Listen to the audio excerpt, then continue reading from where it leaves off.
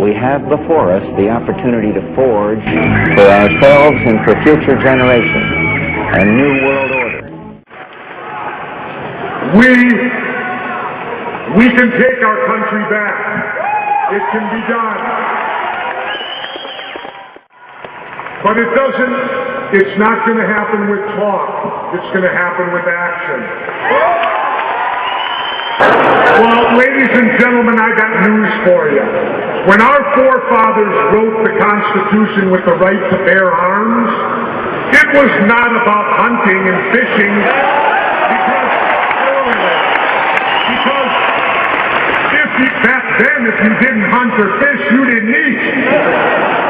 The Second Amendment, the right to bear arms, is there so that we, the public, if our government gets out of control, we have the ability